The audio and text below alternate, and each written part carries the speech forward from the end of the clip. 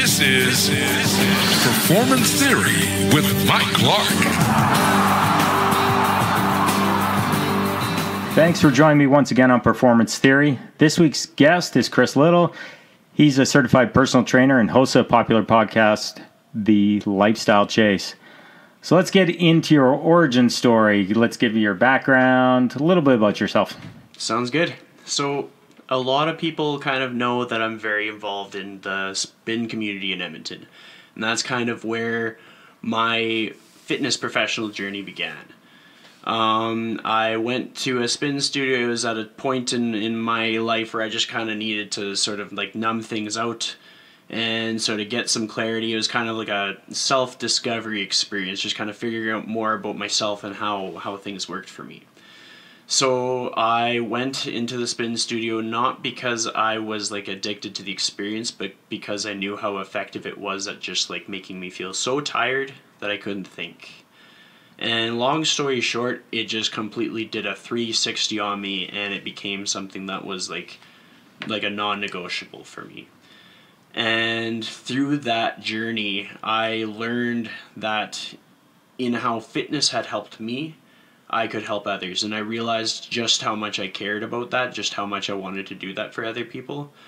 And that's when I really started chasing after certifications and getting any kind of a job in the fitness industry I could. So for about 2 or 3 years on and off, I worked for YEG Fitness magazine as a part-time account manager. So essentially, if you're seeing advertising in the magazine, or if you're seeing like sponsored posts on Instagram or Twitter, or advertising on the website, I had a role in a portion of that. TJ Sadler does a lot of it, but for a while I got the very valuable experience of helping him with that.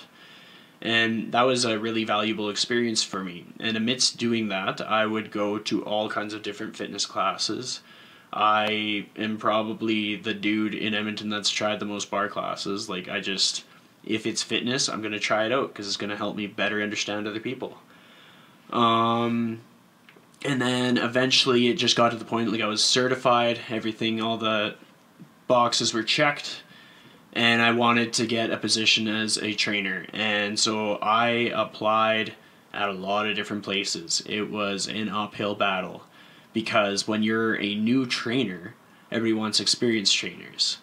And so some of the ways that I got experience were putting on a boot camp with my friend Jordan Jeske, and we did that at Central Social Hall. Because, like, if you have the ambition to put together something and you can get people there, and I had a lot of help from Jordan, but if you can get people there and prove that you can gain experience, then more people are willing to give you a chance. And from that point forward, I was able to intern at a gym for a while and kind of just proved that I could do it. And they gave me a shot and hired me, and I worked there for about 8 months, and then they ended up shutting their doors. From that point on, I basically had to decide whether I was wanting to work for somebody else or work for myself. And I figured you only live once, and I decided to work for myself. And I've supported myself by working at the bar at the same time, but since then I've left that, so now I am fully self-employed as a personal trainer working for myself under Evolve South. So it's quite a journey. So I think that's important to note that, it does take time to build up clientele, which is why you still had your other job, right, at the bar. Yeah. I think a lot of personal trainers jump in, especially if they're going into a box gym, and they decide, oh, well, I can just quit everything else, jump in full tilt, and I'm going to be rich. Because I love working out, right? But it is a struggle to build your clientele. It takes time before you can pull the chute and get rid of everything else. I completely agree. A little bit of a backstory to my journey would be like, in my jump into the fitness industry, I knew exactly what I was doing to myself. I knew I was like, this is the biggest risk I may ever take in my life.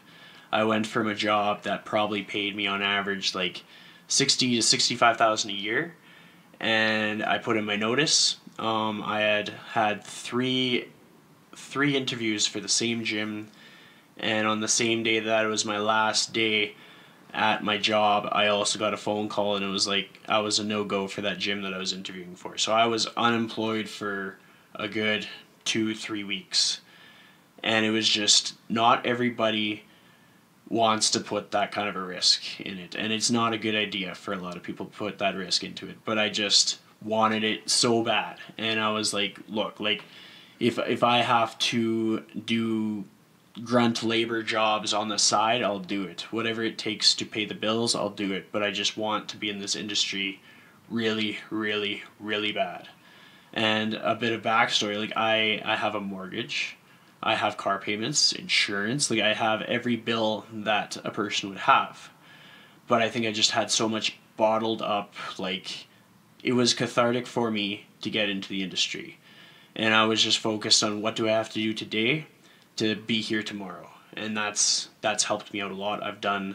I do marketing jobs sometimes. I do labor jobs. I've helped with FitSet setups. I've helped Tim Gourlay from FitSet, and it's just, I have forklift experience, and it's just, you got to think outside the box, and yeah, totally just find ways to survive, but know that you have to really want it bad, because if you don't, you're going to end up quitting on yourself. Like it's not going to be as sustainable as it would be if you want it bad enough. Hopefully that makes sense. I think there's also a sense of satisfaction with your job. Like I left a management job to go full-time into personal training and open up our own facility. And I was making more than enough money there. And I jumped ship, left, because at the end of the day, I wasn't getting satisfied. There was no personal satisfaction. I worked in retail, and to me, selling something to somebody wasn't satisfying to me. Sure, it might have improved their sports game, but at the end of the day, did I help them? Did I make their life better? Not really. So that's one of the things that I received, and obviously I'm starting to build my way back up to what I was making, but I've also been in the game for 20 plus years, and 10 years ago is when I made that jump. And it's still a bit of a struggle, but every day, whether you're experienced or not experienced, you got to hustle, you got to put in that work. So I have noticed recently on Instagram, you're making your own fitness journey. So you're making a little bit of a transformation yourself. I see the selfies. But what has been the biggest challenge for you as far as making the change from your, I guess, your everyday lifestyle to fitter lifestyle? So are you looking at, is it the workout that's more challenging, nutrition? So I'll give a bit of backstory on just basically how I've been in my fitness throughout the last maybe 10 years. And essentially in high school, my fitness was fine. Like I got to go up to the weight room and stuff, but my nutrition was garbage. And it's funny because if I just ate the meals that my parents prepared for me, because my mom has been a home ec teacher for years, she's a retired teacher now, and my dad would never he's not the kind of person that's just going to buy chips and be like, oh yeah, here they go, let's all have some chips. My parents have set a very good example for me with my nutrition. However, if you got cookies in the deep freeze, you're gonna go for those cookies. And as a kid with a crazy metabolism, I went for the cookies. Afterwards, when I moved to Edmonton when I was 18 or 19 years old, and my first mode of transit was mostly public transport, because I was going to school at Grant MacEwan and I was working at City Centre downtown, so I was just so active, and I was at a point where funds were tight, so I was only going to buy what I really needed, and I wasn't that bad. From that point, I ended up getting my job that I held for 5 years, and I just had a lot of disposable income. I drove everywhere. I liked beer. And it was just that mentality of you clock in at 8 a.m., you clock out at 5 p.m., and then you just kind of figure out something to do until the next day. It wasn't so much being productive, it was more filling that time until the next time where you start making money again. And that's when I started to really kind of pack on the pounds. And spin helped me a lot, and just being active helped me a lot. I did CrossFit for a year, so that kind of built into my weight training, and since then just myself as a trainer doing my own workouts helped. But as of late, and like the selfies that you allude to, like right now I'm probably my leanest I've ever been with muscle mass and lifting the most that I've ever lifted. A lot of it comes down to I'm very, like, I wouldn't say like military strict on what I eat, but I'm eating things on purpose. Like my protein intake has increased substantially, and I'm very like conscious of what that is. Like if I'm getting to the end of the day, I'm like, okay, I did not get enough protein. I go and I get it. Whether that be you scramble in some eggs, get some beef jerky, that's just like my mission. And stress. Working for myself, I've actually found less stress, or I'll have the right kind of stress. And I advocate for keeping people and connections in your life, and I'm very, very lucky to have a lot of like good mentors that I can sort of like connect with. And because I make that such a priority, that kind of helps me keep the right frame of mind where I'm not always in this sense of fight or flight. And I have the self-awareness to know that if I am in this point where I am just going to start going into bad habits, I can reach out to the people that can help me the best, whether that be they're giving me little drills to do to reduce stress. Like I'm friends with a lot of yoga instructors in town. Sometimes it's just talking to a trainer that's been around for a while, and like every trainer has gone through those same things. So sometimes you just talk about it with them, and they'll help you through it. And sometimes it's just having a friend that you can talk about everything with. So it's funny, like the physical transformation has been a big adherence to my food that I eat and like why I eat it, and making myself feel the most like stress-free in a way where I feel like supported and grounded, and that I can always move up, not that I'm like falling down. Because when you feel like you're falling down a big dark pit, you're gonna reach for things that seem like quick fixes. At least that's how I've seen it. Like if you're feeling, oh man, that week kicked my ass, I better go get a 6-pack of beer. Like I'm out of that mentality. It might be like, oh, I had a really good week, I haven't seen this friend in a while, maybe we'll have a couple beer, and it's just for different reasons. And like food, it's just like I train a lot and I feel tired, and I'm not tired for the reason that I think it is. I'm tired because I need more food. Like eating more has actually helped me lean out, which is hilarious, but it's fact. Like if you're in a calorie deficit to the extent that your body thinks that you're in trouble, it's not going to do the same things. It's not going to build the same muscle that burns the same fat. So, yeah. Now, how important do you think your own fitness journey has been in retaining clients or getting new clients? I know for myself, I used to be 275 pounds. I'm about 75 pounds lighter than that now. I know that it's helped give me a different perspective because, you know, if I've got an overweight client, they could be moderately overweight or severely overweight, I know the desperation it feels like when you have to lose that 25 pounds, that 30 pounds. And to me, it's given me a better perspective.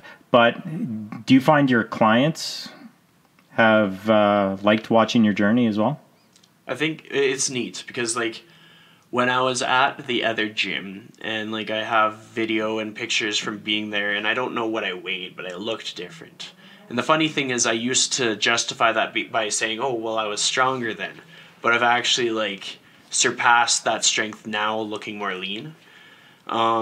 There was a time when clients would find me more approachable because of that physique. But now they're seeing just how like dedicated I am to myself, just as dedicated as I am to them. And I've noticed that they've put more adherence into their, like, they are more strict with themselves because I am more strict with myself. And they know me, that I am approachable, and that I know what it's like to be in their shoes, but now we're just getting ready to kick some ass. Like, my clients are increasing their strength left, right, and center. And it's not to like pump my own tires, but it's really just cool to see. Because when I work on myself, then I give off that energy of like, hey, we're here to be better. We're here to be better. And then they come into the gym and they're like, I'm here to be better.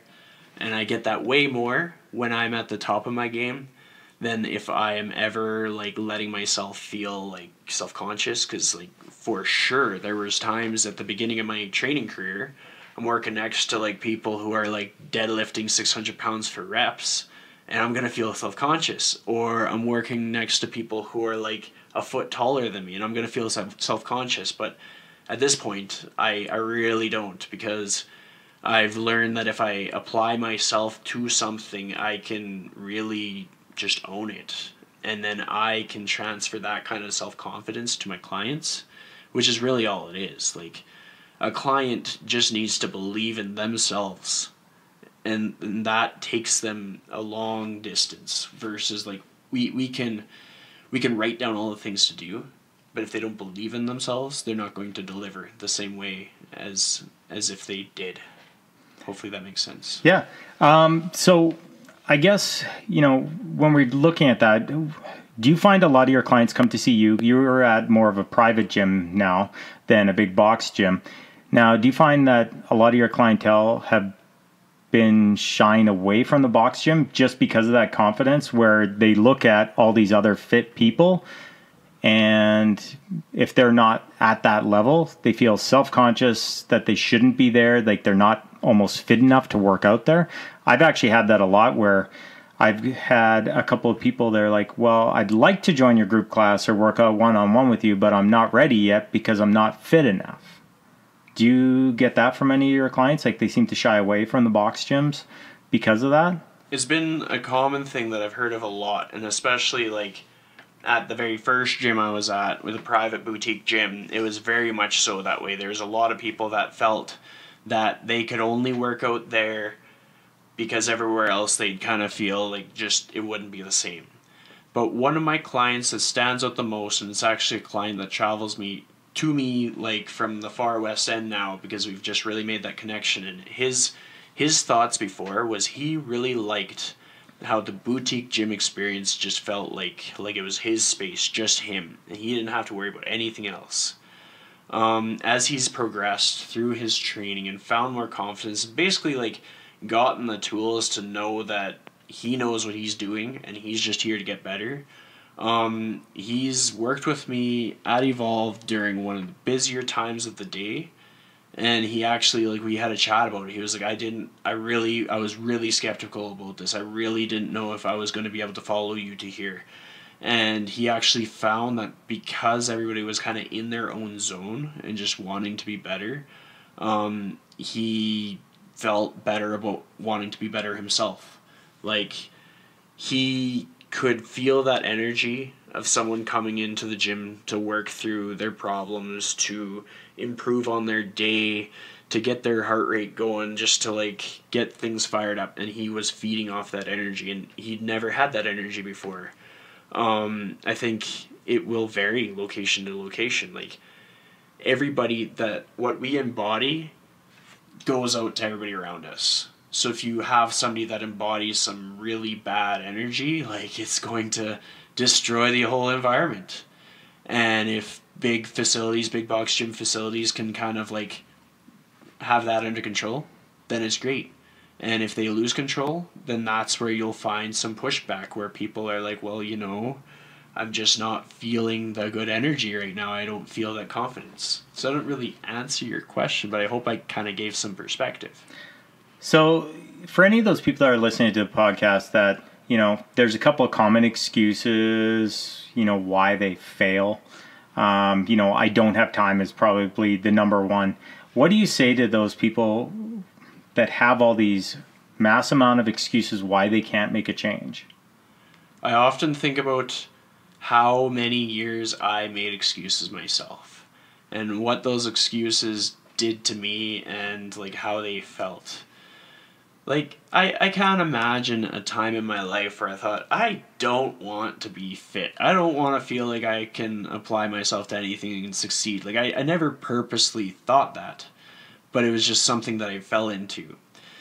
Like, working in a warehouse job where you kind of have everything laid out and set out ahead of you, and you know what's to be expected, and you do those things, it can be very easy to get into this role where it's like, if it's not within the parameters of what is set out in front of me, then I cannot do it, and I will just not do it, and this is just my life, this is what I do. And now it's like, if I want to do something, I'm going to apply myself and do it. And I think about the excuses that were ahead of me were all financial, they were time, and it's just, now that I know what I can do with financial, like, it's, you find a way, you just have to want it bad enough. And I would have regretted it if I didn't go to that spin class. I would have regretted if I didn't, like, at one point I was spending probably $360 a month for 2 unlimited memberships. I had one at a studio and then one at a CrossFit box. And there was no, I didn't regret it for a second because of what it did for me, what it did for, like, my mental health. And that was, like, oftentimes 2 hours a day.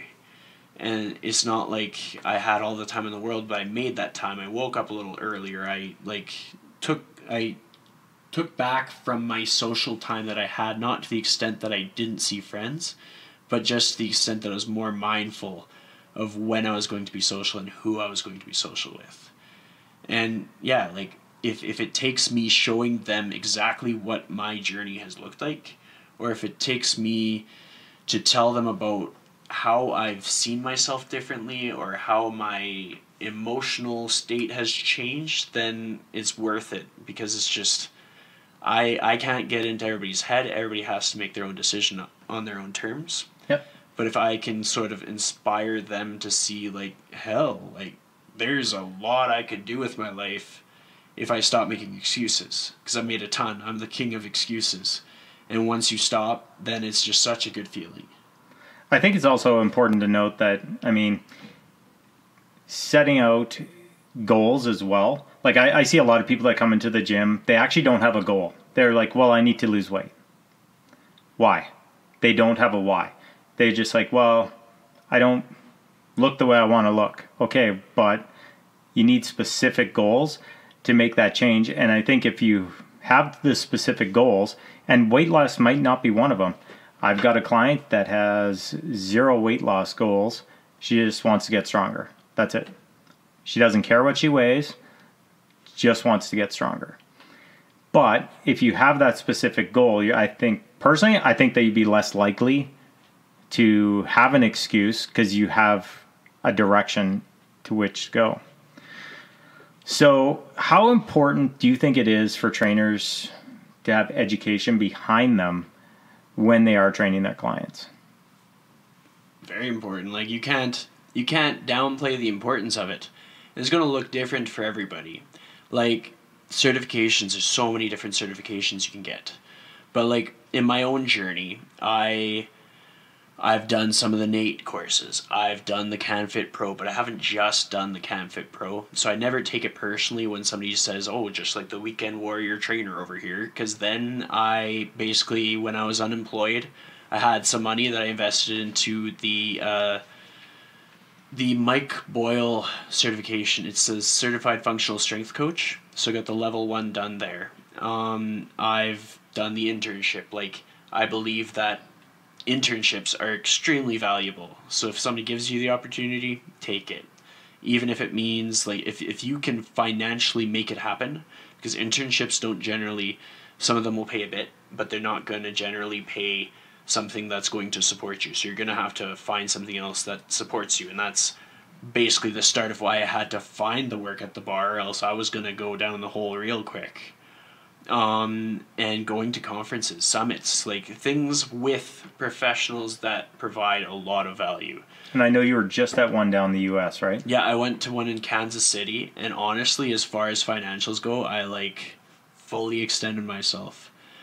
But if I'm going to go out and say that I am worth somebody's money, I need to really show it. And there was professionals like Brett Contreras there. There was like a long list of people who are science-based, who kind of, they practice what they preach. They have some things to prove from it. And on top of that, just the different fitness professionals from around North America that were there. Like, in the downtime, the conversations that you can have with somebody who is maybe from like Texas and they've been running their own private studio for like 8 years, or just a coach that's just been working like on his own, and they've got so much experience and there's so many conversations to be had. I am part of a Patreon group where I get to learn from, it's a gym in New York called Hype Gym, and it's Dr. Pat Davidson, and he just does like 1 hour power hours every week. And so I watch those. Like, it never ends. And if you're not pushing yourself to always learn, how can you push your clients to always get stronger? Like, if you're stagnant, how can your client not also be stagnant? So I definitely, as much as I possibly can, learn as much as I can. And I see so many trainers doing the same thing, and that's a beautiful way to be, because that's how we make our communities better, is by bettering ourselves.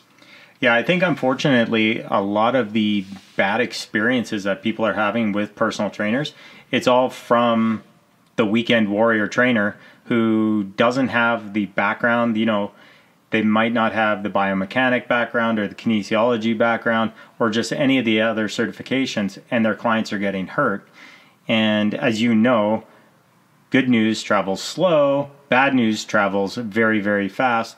And that's why some of the people in the fitness industry have got such a bad name. Like, you know, oh, I don't want to go see a personal trainer because I don't want to have my ass handed to me. Well, you know what? Anybody can create a workout to beat you to the ground. It doesn't take talent to do that. It does take talent to make sure that you're structuring it the proper way for that person's goals. But unfortunately, with people not getting the education, that's what they do. So that's what people think a trainer is. So if you're listening out there, make sure you check into your trainer's background, see if it matches up with your goals, or even just talk to them. See, you know, there might be a lot of stuff that they have that they don't advertise. Could even be just background. You know, I don't really advertise a lot of my kinesiology background, but I do have it. So speaking of getting into more of the fitness trainer stuff, here's a question that I personally struggle with all the time. Now, if I'm flipping through Instagram or I happen to be in a gym, I see somebody with really bad form, whether that be a client, just a regular gym goer, or if a personal trainer is giving bad advice to a client that you know is terrible, do you call them out on it? That's tough, because one of the most valuable things that a person has, whether that be a fitness professional or a client, is their self-confidence. And so you have to be able to approach that very cautiously, especially if it's like someone that is, well, honestly, anybody. I was going to say somebody new, but truly somebody that's been doing it for years. They have the same skin, they have the same feelings. Something that could be really effective is you're thinking, okay, this person is doing this wrong, this is bad form, like danger, like chances are if you saw it somebody else did, somebody probably beat you to the punch. Honestly, just set an example that other people can follow, and make it loud enough or make it as high quality as you can that maybe they'll follow direction. Because there's tons of times when someone who knows more about things than I do, and I'm going to come across that no matter how far along in my career I get, because there's always somebody better, faster, stronger, smarter. When there's somebody that can convey something that all of a sudden I had this light bulb moment, then I feel like now I can do an even better job. Whereas, and especially if calling somebody out came in the comments, that would be tough, because all of their clients are going to see it. They're going to feel that heavy weight. Say that feedback came in a private message, and depending who it's coming from, that can also carry a heavy weight. Like if there's somebody new and they got feedback from somebody that they know has been doing it for years, and like, oh man, I really messed up, and then they're going to be like, I've been letting my clients down, and that's going to be a heavy weight. If there is ever a way that you can just demonstrate, lead by example. I think that's a pretty effective way to do it. And sometimes there's just like a certain delivery that is going to make more people better. Hopefully that makes sense. Yeah, it's something I struggle with because I'm a TRX black rank trainer, which is just under the TRX master trainers that teach all the instructors.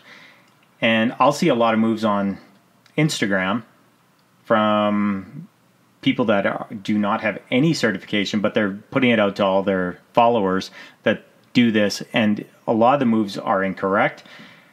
I haven't commented yet, but what I usually do if it's really bugging me, I create a new video. Yeah. I do all the same hashtags, and so kind of the same thing you said, is hopefully it's loud enough that those same people who watch the bad form will watch the good form. Yeah.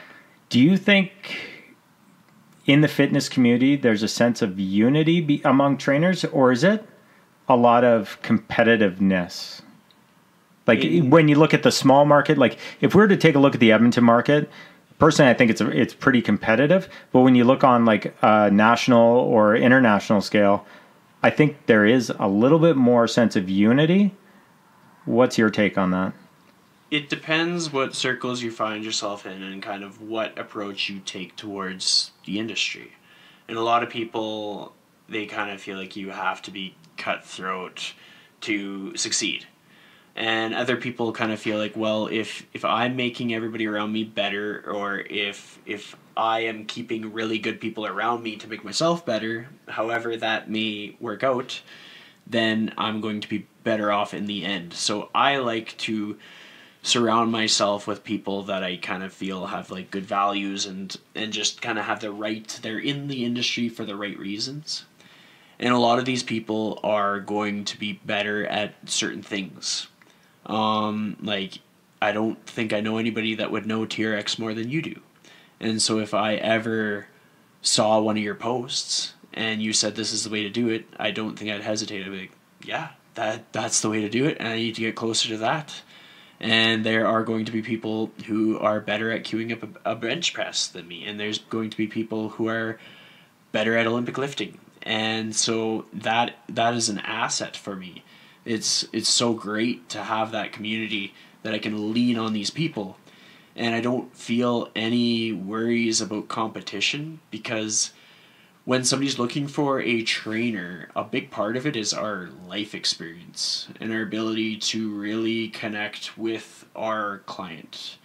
And if I had a trainer that went through the exact same journey as me, sitting next to me, and we had this big list of clients to choose from, or clients that could choose between us, they're not all going to choose one of us. They're going to be split down the middle.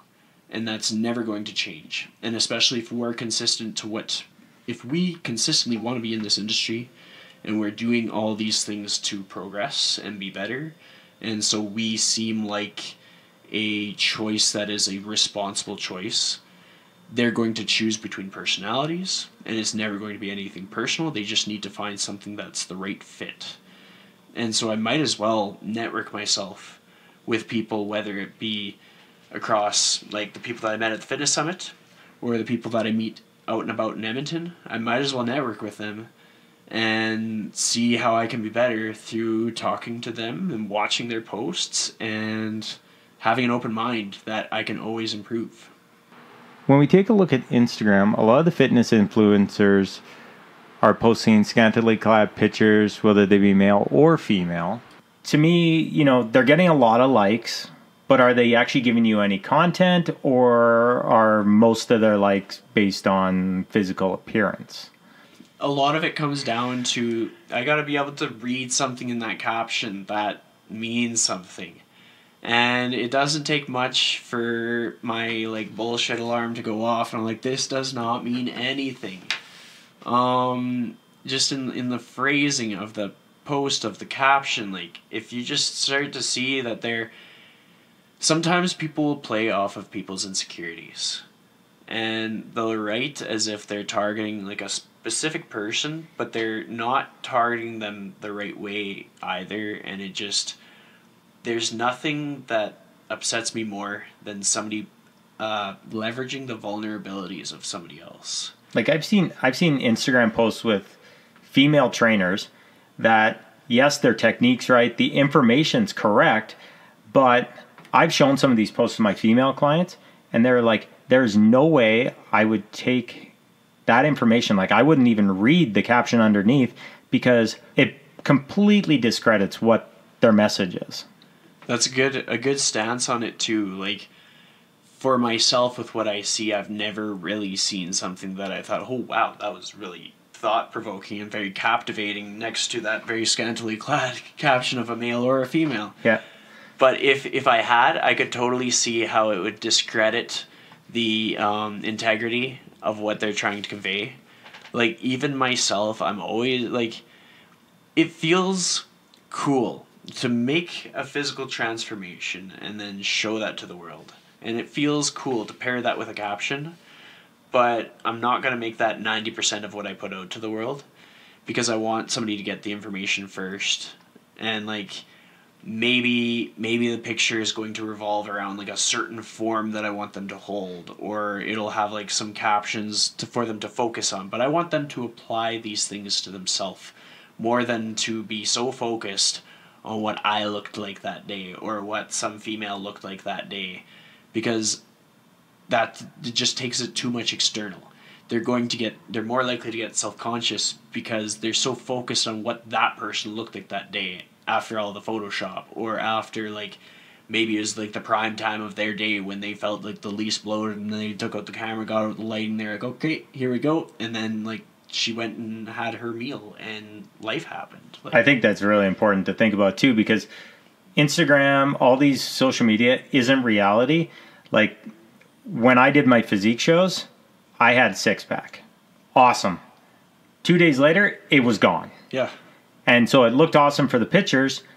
And I know I've had clients come in here and they see some of the pictures and they're like, oh, it must be nice to have a six-pack. I'm like, yeah, it was. But it doesn't happen every day, because the amount of dedication and nutritional struggle that you have to go through to keep that isn't honestly worth it. And it's not particularly healthy.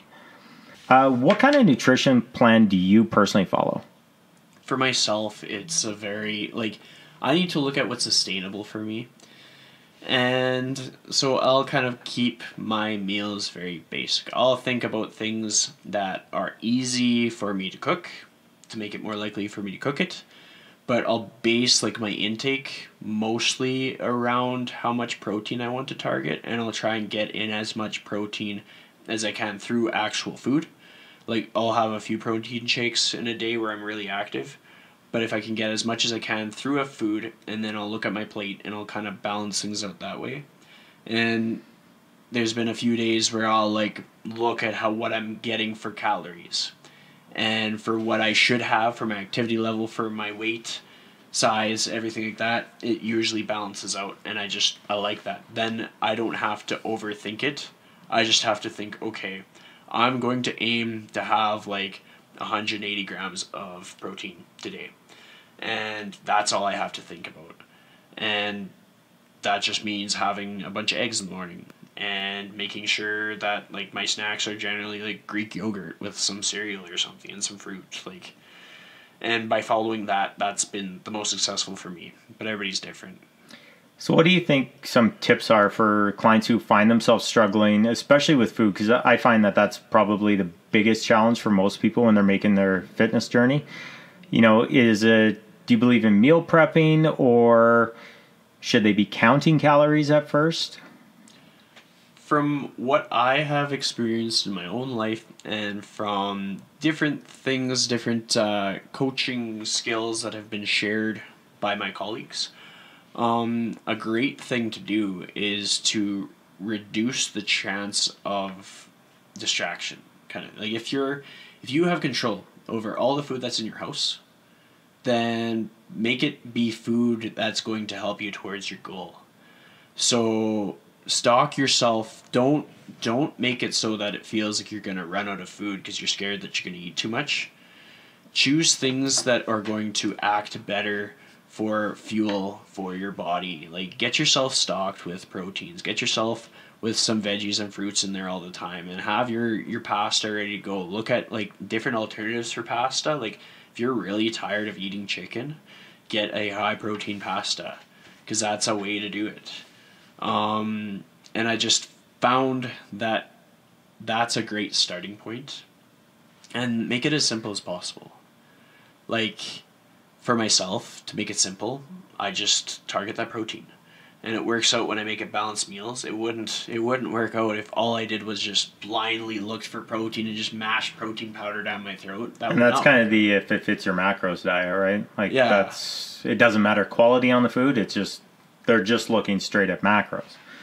So that's like one of the problems. So if you are doing if it fits your macros or whatever, make sure you're getting quality content, right? Totally agree. So looking at your business now, what are some of the things that you've struggled with? Like I know you now have your own company, right? Are you a co-founder of it, or are you the sole founder of the company? So when we left L2, it was me and two other trainers, and we kind of created this partnership, and it was called Invigorate Training. And that was never actually like a business structure, it was more of like a brand. And since then, like we've always operated independently. So my sole proprietorship is listed under Chris Liddle Fitness, nice and simple. So everything that I do as far as a business perspective is independent. And so I just, work for myself. And as time goes on, we'll probably like fade away from the Invigorate Training thing. But it was something that really helped us out a lot, because when it comes down to it, it's like that companionship as trainers, like having somebody that you can lean on and like support each other. And we collaborated on a few things. Like we did a public speaking event for an auditors conference, so that was kind of cool. But yeah, like just the sole proprietor of my own business, having to do my own independent taxes and all that stuff. What's been the biggest surprise or struggle that you've found going out on your own and not actually being an employee of a company? It was interesting to wrap my head around the whole fact that like I had full control, but I think I'm lucky because I've tried a lot of different entrepreneurial pursuits. So I've been an independent contractor for marketing jobs where I promoted different juice brands, and they were like out of town juice brands. So it's kind of cool because it's gone full circle. Now I try to promote only local juice brands.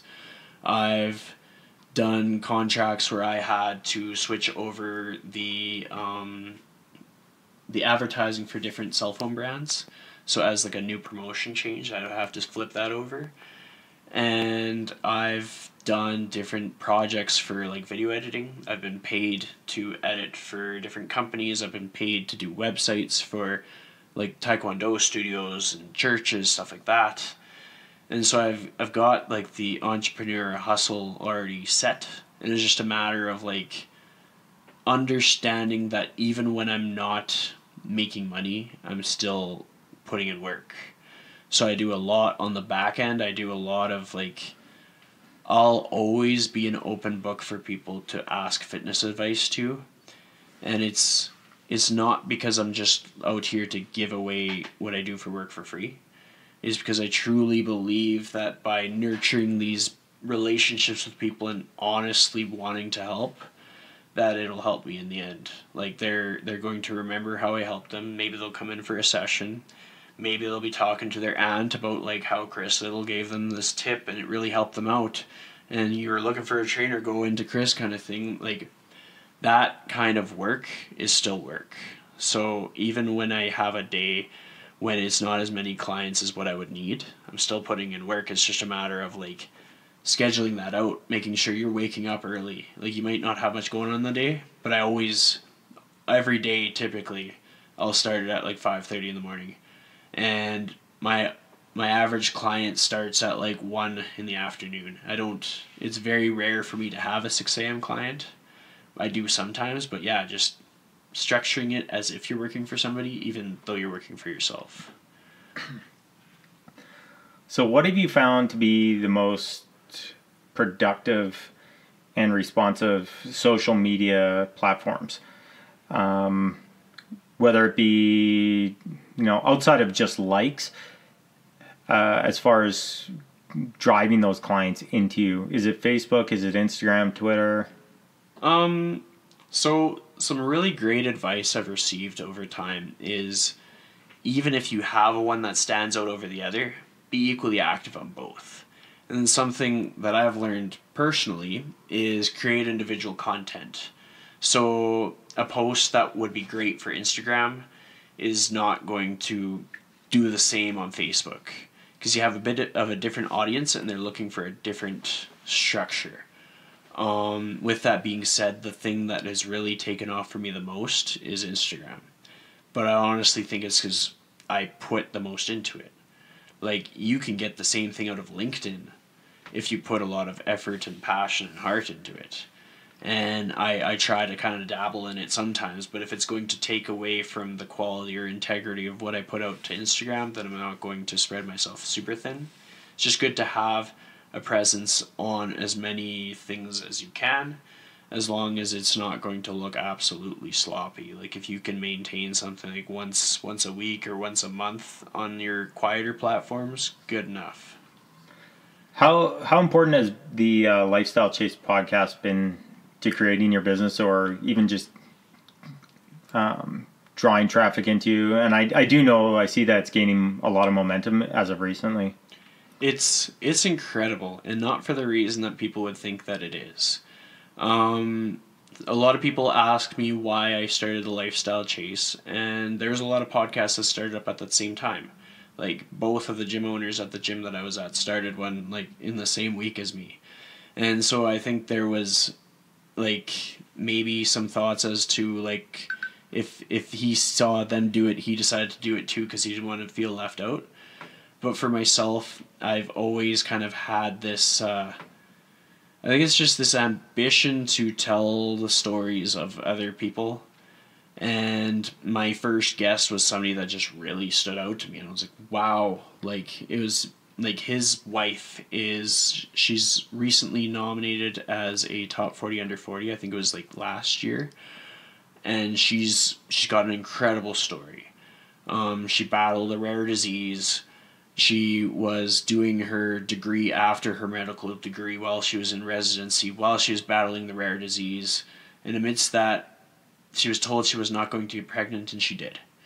And then my guest, he does welding. He's working on his pilot's license. He's done, like, carvings for, like, West Coast totem style displays. He can fabricate just about everything. And just, like, his attitude and mindset and just how he's totally owned being a stay-at-home dad. I was like, there's gonna be dads that have never heard this story in their life, and they think that this is just not a thing, like being the stay-at-home dad, but just doing every activity that you can, the stroller size, the reading in the library time, and despite it all, like, amidst all these things, they're overcoming some tough, real things in life. And I just kept looking for guests like this, and I didn't have any, there was no status rules. Like, some people will introduce my podcast when they're telling somebody else about it, and they're like, he always picks, like, some really popular people. I'm like, that's not the rule, though. I've had guests that not a lot of people knew about, but there was just something to their story that promoted resiliency.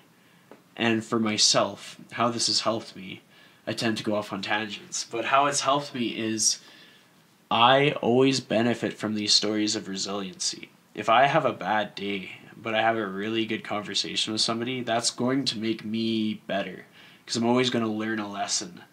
Every podcast interview that I have with somebody, they learn a little bit about me, and I've found that when they know about me, they're kind of invested in me, and it helps to build my personal, like, real community. Like, it doesn't need to be something where they owe me something because I put them on a podcast. It's just like they just feel invested in me because of how real the conversation was. So it helps to keep me, Like, I'm going to have really stressful days. I'm going to have days where I'm like, why am I working so hard to be in this industry when I could just go down the street and work for like $30 an hour and just not have to do anything? But it's something that makes me sustainable, and it's something that I know helps other people, and I'm never going to see that right away. I'm not going to see that in the listens. I'm not going to see that in the ratings or in the comments or in the likes or anything. But I'm just like really confident that at least one of those episodes is going to help somebody. And being a personal trainer, that's what I want. I just want to help people, and I'm just lucky that I get a few more people listen to each episode, and it kind of puts my name out there. And it's like that personality thing. If we had two trainers sitting across from you, people are going to gravitate towards certain personalities. There's a chance I might get a few people that like my personality. So taking a look at you, what do you think your unique skill or your superpower is that differentiates you between somebody else? The other day, one of my clients, and she came to me because we both worked for Central.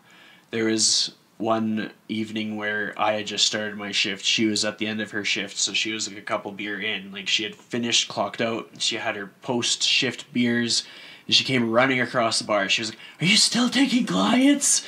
I was like, "Yeah." And then I was like, "Just send me a message. I gotta focus on work." And like, that whole journey has been so cool, because all I do, well, like, I mean, I'm not trying to downplay what I do, but I teach her how to be more badass. So I kind of reaffirm that self-confidence, and I teach her to like shut up her demons. Like, she is strong as hell. She doesn't need me to be strong as hell. She benefits from my motivation. And at the end of our session last week, she looked at me and she was like, how do you get so mentally strong? And I was just like taken aback. I was like, there's a lot of mentally strong people out there. There's a lot of like resilient people. But for myself, like, I've gotten shot down so many times. I've had to be mentally strong. Like, the amount of interviews that I had, whether it was fitness or just like trying to transition closer to fitness, the amount of interviews I had that either I just straight up bombed or it just didn't go the way I wanted it to, and just that bounce back factor. There's been goals that I've worked incredibly hard towards that I've just been told no. And it's like, that's not where it ends. You just keep going. And that is my wheelhouse. Like, if somebody's going to light a fire under somebody's ass, it's going to be me. And if I don't, I'm going to be upset, and I'm going to find a way. And that's probably what sets me apart. So what are some of the tools, books, podcasts, anything that's helped you along your journey to advance? I've gone through a ton of books, a ton. Like, I think in the year that I was like, all right, this year is going to be the year, this is when we're going to jump, I went through a lot of leadership books. And it's all audible. Like, I absorb things better through headphones than sitting down and reading, because I just fall asleep. Yeah. But I went through, looked at all the leadership books that were recommended to Lululemon employees, and I went through all of them. I didn't care if I didn't like the title of the book. I went through every last one. The Leader Who Had No Title was one that really stood out to me. I'm a big fan of Robin Sharma and Brendon Bouchard. I've gone through a ton of podcasts. My good friends Dean Guido and Andrew Coates, they have the Fitness Devil podcast, and that's helped me a lot with my training career. But as far as like just self-awareness, and being able to sort of fulfill my potential, it's just been a lot of leadership material. But also, if you kind of look at who I'm surrounded by, I'm very, very lucky. Like, my inner circle, there's like Farah Sharif is in there. Like, she's a professor at the U of A. That's pretty incredible. Like, Lysintha, she was a lawyer in South Africa, came to Edmonton. Now she is one of the best yin yoga instructors in town. And like, it goes on and on. There's trainers, there's people my age, there's people younger than me, older than me. Being surrounded by people who want to always strive for more and elevate others helps me to find more in myself, helps me to like chase after things. Like people are, if I have the right people around me, they're on me to be better. They don't expect anything less than better. They want me to progress as they progress, and I want them to progress as I progress, and that's big. Who you're surrounded by is huge. So what's your number one thing that you really wish you would have known when you were starting out in this business? I wish I would have known the power of the people that are around you. Because in being independent, I have complete control. Complete control. And I can schedule a coffee meeting with somebody. And recently it's been the flip side. I've had people reach out to me and they're like, I want to go for coffee with you. I'm like, what? Okay. Because you don't say no. Like, there's going to come a time where you have to like set your boundaries. But in most cases, when somebody goes to the point where they're asking for your time and you can, like for myself and my time in my life, I'm gonna say yes, because they need me, something from me, but I probably honestly need something from them too. So like that whole personal development thing, but kind of framing it in a way that suits you and fits to your core values in the very best way. Because we're not going to align with everybody. But if we can look through a crowd of people and pick out the people that we align with and help let them, like empower them to elevate us, that's better. The more self-aware we are, the more we can like share about ourselves, the more other people can help us with us. So we have to be really honest. We have to be vulnerable, as much as that is a buzzword these days. But in knowing as much about ourselves as we can, other people can help us. So if you weren't a personal trainer, what would you be doing right now? Out of high school, I wanted to go to film school. That was like my dream. And I was going to go to Vancouver Film School, and I got shortlisted to do, like, I did a weekend intensive, and they only chose so many people out of Canada. And the things that held me back were, I thought I wasn't going to be able to make a go of it. You couldn't make money. The odds were too low of success. It was just funny that I say that, and I'm a personal trainer doing the exact same grind I would have been doing. It's probably actually harder as a personal trainer. Yeah. But the one thing that I hold true is that I didn't have a story. I always thought, like, they can teach the craft, but I need to have a story. And that's the wonderful thing about my podcast, is I feel like I have a story now.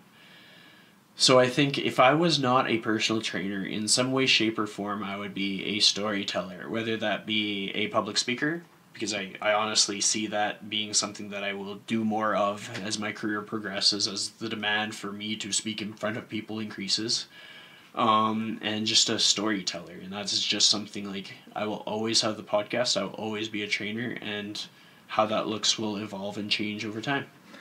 So if somebody's interested in becoming a personal trainer, what are some of the things that they should be looking out for? Some of the pitfalls, some of the things that they should be doing to maximize their potential when they are first starting?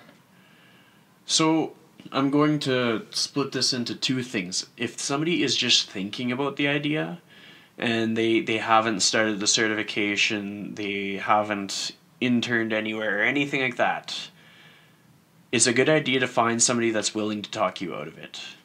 And if you still want to do it when they've tried to talk you out of it, then you move along. So on the second phase, if somebody's in the middle of like their program at NATE, or if somebody is finishing off their first certification and they're like, all right, I want to do this, I'm putting in the work. At that point, you just want to, like, some really great advice that I hear from a lot of leaders in the industry is just train people for free. Like, start getting those hours in. Like, train your friends. Don't just, like, don't throw out all these sessions and stuff, but, like, put in those hours where you're learning what cues work, and be okay with failing within the realm of that. If you just can't cue a dead bug worth of crap, that's okay, because you're going to get better, and you're going to learn through repetition and through different people what works and what doesn't, and what works with some bodies and what works with other bodies, and just putting in that time Honestly, like, if a lot of people will ask how I've gotten involved with the fitness community, and it's just been being a yes man for like a year or two. Somebody says, hey, we're going to do this new event, and I'll use the Fitset Ninja Warrior as an example. They had like a grand opening yesterday, and so anybody who's anybody could have shown up to that. And if you're like looking to get more into the industry, that's a great thing to show up to. All the different free boutique classes, check them out. Maybe you want to be a trainer, doesn't mean that you shouldn't try out the group classes, because your clients are going to be trying group classes. Like, they're going to supplement their training with you with like a spin class, or with a bar class, or with a hot yoga class, or maybe they dabble in CrossFit here and there, or they tried it for a while and then they stopped. And the more experience you have in these things, the better. It makes you more relatable, it makes you understand people better, and then you have this huge repertoire of cues. Because any group class that I go to, I know I'll always walk away with different cues, because they're doing some of the same stuff, or they enlighten me on how I could change my thing that I did differently. So, you leave the podcast from the taping today, you walk outside, you find a lottery ticket. You find out it's worth $10 million. What are you doing tomorrow? I would pay off my debts and then just act like nothing happened. Pretty much, I have a client that's really good with investing money.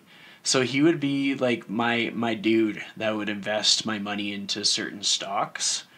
I would just make sure that money was held responsibly. I would alleviate financial stress that I had on myself, but I would continue to grow as a trainer in the same capacity that I was right now. I owe my parents a vacation. I should take my parents on a vacation, like, totally, without a doubt.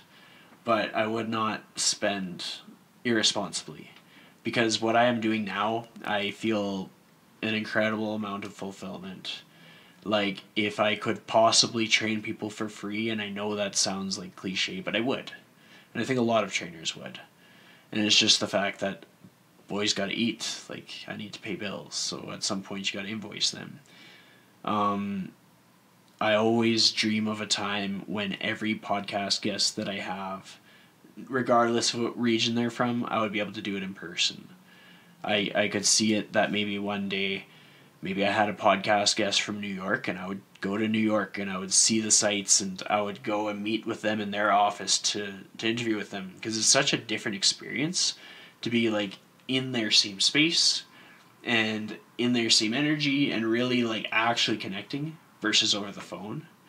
And like even with my own podcast, if I do it over the phone, it's always a video call, because then you can really get like their body language and their facial expressions, and when they laugh, you can laugh too. But that'd be pretty much same, just a little less financial stress. That's great. So as we wrap up the podcast, final thoughts. Anything you want to say? That's a tough one. You didn't even like take me down a path of what to say. It's just anything that, anything you got coming up that, totally. You want to make an announcement on. Anything any surprises coming up, anything that you're looking at doing? I got no big bombs to drop or anything. If you haven't checked out my podcast, it would be great if you did, but I don't want to take you away from this one, so I won't give it too much of a shout out. You know where to find me. Something that I advocate for a lot is the importance of being yourself. And the reason why is, especially in the fitness industry, and it's like we talked about the pictures of people looking so great and their abs and like their butts sticking out and all that stuff, and that does not do you any service to focus on that thing. So you focus on you, and you focus on what's important to you, and every day you find the things that bring you closest to what you think is important. So whether that be your family, find the ways to be closest to your family, call your parents, like play with your kids, really enjoy these moments where you're gonna have your first kid, or you're dating someone that's really cool. With your career, like if you're not enjoying it, like we only live once and we all die. so you should fix it. Like, find something. And I'm not saying everybody should just jump ship and be a personal trainer, but find a way to enjoy that career, change the dynamics of the workplace, do something, because you only get one chance, and be yourself. I'd like to thank my guest today, Chris Liddle, for being on Performance Theory.